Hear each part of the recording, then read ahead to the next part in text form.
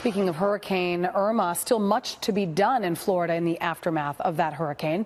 But a terrifying new danger could be lurking in those stagnant floodwaters and damaged water systems as cleanup and recovery efforts continue there. Joining us now on this is Dr. Manny Alvarez, Senior Managing Editor for FoxNewsHealth.com.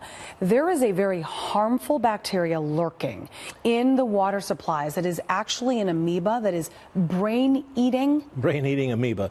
Listen, the unprecedented impact of the storms that we have had with all the floodwaters in quantities that we have never seen, what happened in Texas. This is going to lead to a lot of stagnant water. This is going to lead to a lot of contamination and a potential health hazard that's going to linger for years. You know, even today, since 2005, we're still seeing cases of contaminated water from Katrina.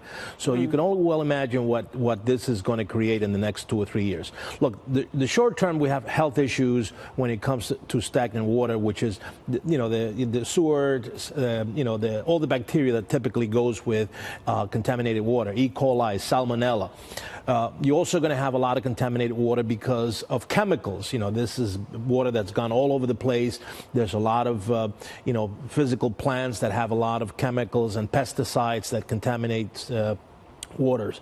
But what you're talking about is this brain-eating amoeba that's been popping up as of late. There's been 143 cases.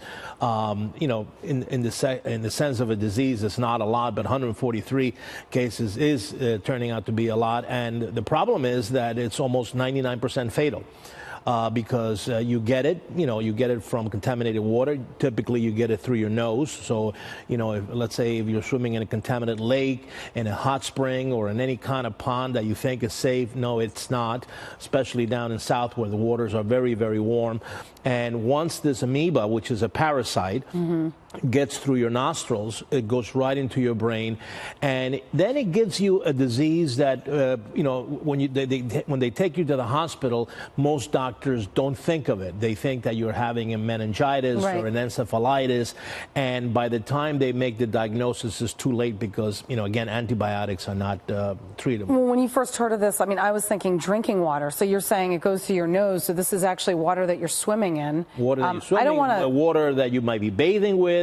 One of the things that we tell people now as people are going back to areas of Florida, let's say if your house has been empty for a long time and you have stagnant water in the pipes that have not been running. Or in your swimming pool. Or in your swimming pool. But again, once the systems, the chlorination begins to take place, then the amoeba issue then becomes more relevant to lakes and ponds and hot springs. But if you're going to an empty house, let's say that has not had running water for a long time, the stagnation of small water in the pipes, along with the heat, can lead to this amoeba being present. So that we tell people right now, run your water for at least 15 minutes before you start even thinking of utilizing that water. I don't want to scare people too much. I want them to be aware of what to look for if, God forbid, you are contaminated. Are there symptoms? Because you talk about how the treatment of this is so dire that can you find symptoms early? Well, the symptoms are typical. You get the fever, you get the nauseousness, you get the confusion. How soon after contamination, though, do you start to feel those symptoms? Are they sort of lingering in your system within a day or so. Probably within a day or so. If you have this ingestion of the amoeba, it goes up to your nose through the nerve fibers into your brain tissue, and then within 2 or 3 days you start seeing inflammation of the covering of the brain and the brain itself, and then it brings all the typical visual disturbances,